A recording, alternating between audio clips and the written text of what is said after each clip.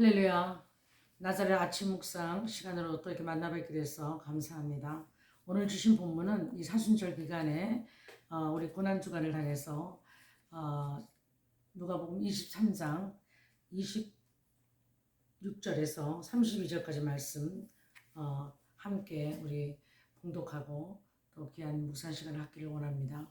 말씀의 제목은 십자가를 진 열매와 그리고 영광, 이런 제목으로 함께 말씀 봉독하겠습니다. 하같이 말씀 봉독합니다. 그들이 예수를 끌고 갈 때에 시몬이라는 구레네 사람이 시골에서 오는 것을 붙들어 그에게 십자가를 지워 예수를 따르게 하더라. 또 백성과 및 그를 위하여 가슴을 치며 슬피 우는 여자의 큰 무리가 따라오는지라. 예수께서 돌이켜 그들을 향하여 이르시되 예루살렘의 딸들아, 나를 위하여 울지 말고 너희와 너희 자녀를 위하여 울라. 보라, 날이 이르면 사람이 말하기를 잉태하지 못하는 이와 해산하지 못한 태와 먹이지 못한 젖이 복이 있다 하리라. 그때에 사람이 산들을 대하여 우리 위에 무너지라 하며 작은 산들을 대하여 우리에게 덮으리라 하리라.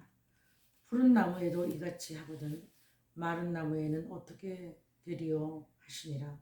또 다른 두 행악자도 사형을 받게 되어 예수와 함께 끌려가니라. 아멘.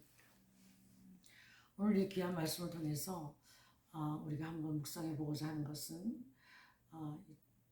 이제 예수님께서 이 누가복음 전체를 통해서 우리에게 주시는 하나의 주제는 뭐냐면 하나님의 은혜, 그 하나님의 은혜로 오신 예수님, 그리고 그 예수님을 받아들이는지 그리고 받아들이지 않는가에 따르는 인간의 운명, 이런 큰 제목으로 우리가 누가복음을 한번 해석할 수가 있습니다. 그래서 오늘 우리가 이 지금 고난의 장면도 예수님께서 한 제자, 그러니까 유다 이스카리옷이란 제자는 예수님을 배반해서 떠났고, 또 한 제자 베드로는 예수님을 3번 부인한 역사가 또 있었고, 그리고 이제 많은 무리들은 또 헤롯과 또 그 군병들은 예수님을 조롱하고 핍박하고 여러 가지로 이제 고문을 하며, 또 많은 무리들에게 빌라도는 예수님을 넘겨주고, 그리고 또 그의 또 다른 또 무리들은 예수님을 위하여 이렇게 울며 따라가는 여자들이 있고, 이런 모든 각양각색의 사건을 통해서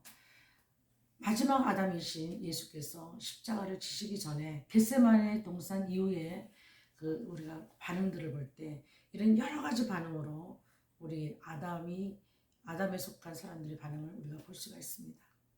이런 반응과 이런 사건과 그 역사를 우리가 지금 보면서 우리가 이 시간 깨달아야 될 것은 무엇인가? 나는 지금 어떻게 예수님께, 이 고난 받는 예수님을 어떻게 해석하고 어떻게 받아들이는가?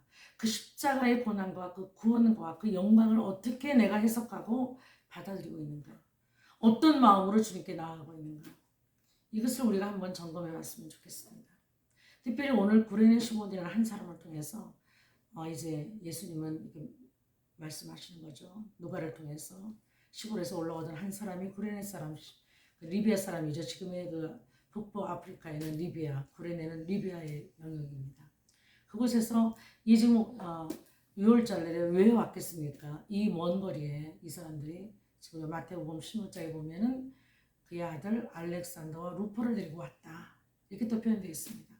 일단은 이 세 부자가 예루살렘에 온 것은 이제 신령한, 하나님께서 경건한 유대인들은 어떻게 한다고요? 1년에 3번씩 성전에, 예루살렘 성전에 와서 예배를 드려야 되거든요.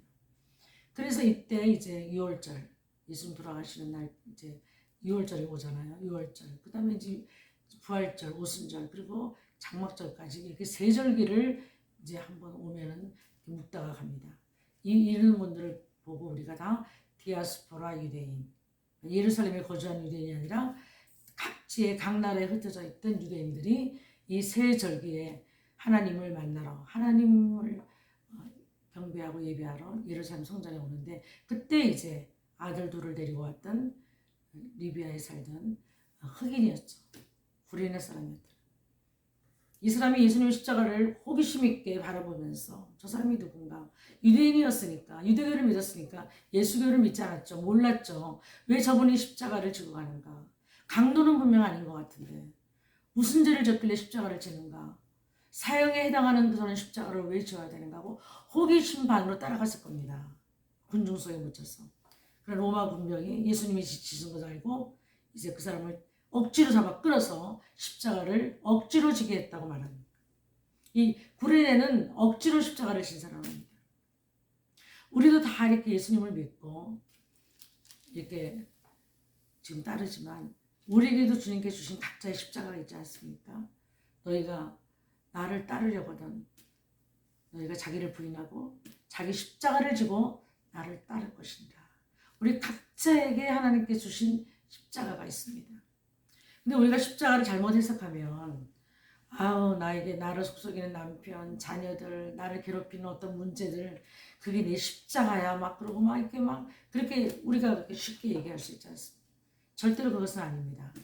십자가라는 것은 우리에게 주신 십자가라는 것은 그리고 우리가 져야 될 십자가는 그것이 억지로 지든 저에게 하나님께서 willingly 자원해서 지든 어떤 모습으로 지든 그 십자가는 주님께 주신 우리에게 주신 사명이고 하나님의 일, 그 사역을 뜻하는 것입니다.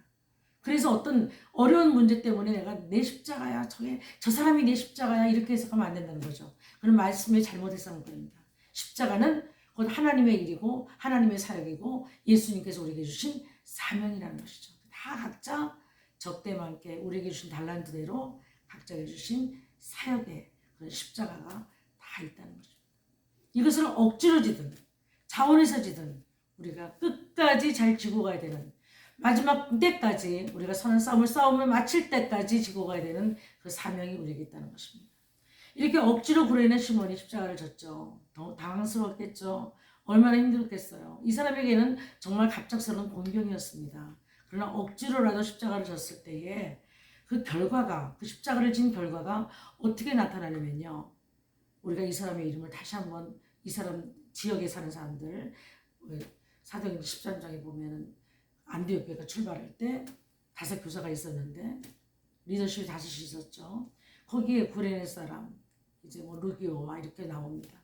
그리고 이분들의 그 네임이 이제 1차, 2차, 3차 사도 바울이 선교여행을 할 동안에 두란노에서 배우고 그 아들 알렉산더와 루포가 또 제자가 되고 그래서 마지막 로마서 16장에 가면요. 사도행전에서 수고하셨던 모든 사도들의 이름이 그리고 사도 바울을 도왔던 모든 제자들의 이름이 나오죠. 그리고 그가 감사함을 표현하는 그런 것도 나오죠. 그때 이렇게 나옵니다. 알렉산더와 루포의 어머니에게 문안하라. 그는 내 어머니냐. 사도 바울이 자기 어머니로 불렀을 만큼 그들과의 그 영적인 교제와 사역이 깊었다는 거죠. 그러니까 그 어머니라고 불렀던 그 사람이 누구냐면 구레네 시몬의 와이프였죠. 그리고 그들의 아들들이 알렉산더 루퍼라고 제자들로 계속 대를 이어서 쓰임받고 그렇게 했던 것을 보시면 가문의 영광이고 억지로 십자가를 졌던 것이 그들에게는 정말 믿음의 가문을 일으키는 영광스러운 순간의 출발점이었던 거죠. 우리도 이런 모습들을 보면서 우리 정말 자원에서 오신 분들 계시고 억지로 또 오신 분들 계시고 그죠? 세월이 흘러서 철들어서 오신 분들 계시고 하나님의 은혜로 오신 분들 계시고 모든 게 다 하나님의 은혜지만 그럼 우리가 십자가를 질 때 우리의 모습은 억지로 지든 자원해서 지든 어떤 모습으로 지든지 이 십자가는 결국 끝까지 져야 된다는 거예요. 끝까지 가야 된다는 거죠. 주님이 우리를 부르신 날까지 끝까지 져야 되는 사명이 있다는 것입니다. 우리가 이 고난의 시간에 고난 주간에 다시 한번 우리가 이 말씀들을 보면서 다시 한번 내가 가지고 있는 십자가, 내가 지고 가야 될 십자가는 어떤 것인지 정체성을 다시 한번 더 확인하고 또 확신하고 그러는 가운데 주님 주시는 사순절, 주님 부활하시기 전에 40일을 우리가 지내는 지금 이제 거의 한 4주째 오는데 우리가 이 기간 동안 남아있는 기간 동안에 우리 영혼의 웃기슬염이고 정말 구레네처럼 억지로 십자가를 졌더라도 그가 순종해서 그 일을 감당했을 때 그 가족이 믿음의 가문을 일으키고 대를 이어서 하나님의 제자로 예수 그리스도의 제자로 그렇게 믿음의 가문을 일으켰듯이 우리도 우리가 받은 어떤 십자가의 사명이 있는지 다시 한번 우리를 확인케 하셔서 이 사순절 기간에 예수님의 고난에 동참하고 그 예수님의 십자가의 의미를 바로 깨닫고 그 십자가가 이제는 예수님께서 모든 인류의 죄를 위해서 지신 모든 그 십자가가 그 십자가 예수님의 십자가가 이제는 모든 사람들의 각자에게 맡겨주신 잃어버린 양을 구속하러 오시고 대속물로 들어오신 그 예수님의 명령을 지키는 우리의 십자가로 작은 예수로 우리가 그렇게 우리의 사명들을 다시 한번 발견하고 다시 한번 정체성을 확인하고 확신하는 가운데 우리가 이렇게 주님 앞에 많은 교제가 있었으면 좋겠고 그래서 다시 한번 우리가 그 십자가를 묵상함으로 이 십자가의 놀라우신 구원의 영광과 놀란 찬란한 예수님의 십자가의 역사를 바라보고 다시 한번 믿음으로 주님 앞에 나아가는 귀한 시간이 될 수 있도록 우리 다 같이 기도하시면서 그렇게 사순절을 우리가 보내시면 감사하겠습니다. 기도하겠습니다. 좋으신 아버지 하나님, 우리에게 은혜를 주셔서 각 사람에게 하나님께서 하나님의 시간에 만나 주시고 또 하나님의 방법대로 각 사람의 마음속에 하나님의 뜻 가운데 십자가를 주시고 우리 자신을 부인케 하시고 오직 예수 그리스도가 우리의 왕이 되셔서 우리의 마음의 보좌에 앉게 하시며 우리가 하나님의 은혜 가운데서 우리에게 주신 그 작은 십자가 그 사명과 그 놀라운 하나님의 사역을 기쁨으로 받고 감사함으로 받고 하나님을 찬양하고 경배하는 가운데 우리의 삶이 지속적으로 주님 앞에 나아갈 수 있도록 인도하시고 이 사순절 기간에 주님의 십자가를 묵상하면서 하나님은 그 십자가의 구원의 의미와 또 그 구원을 받아들이지 않는 자의 진노의 잔이 어떠한 것을 우리가 먼저 깨달았사오니 이 모든 것을 하나님 잃어버린 양께로 우리가 예수님의 십자가를 하나님 전파하고 전도하러 나갈 때에 바른 십자가의 의미를 깨닫고 주님 오시는 날까지 끝까지 달려갈 길을 다 마치는 날까지 믿음의 선한 싸움을 싸우게 하시고 십자가의 능력과 그 권능 아래서 온전히 순종하는 저희 모두 될 수 있도록 축복하여 주시옵소서. 감사드리옵고 예수님의 이름으로 기도합나이다. 아멘.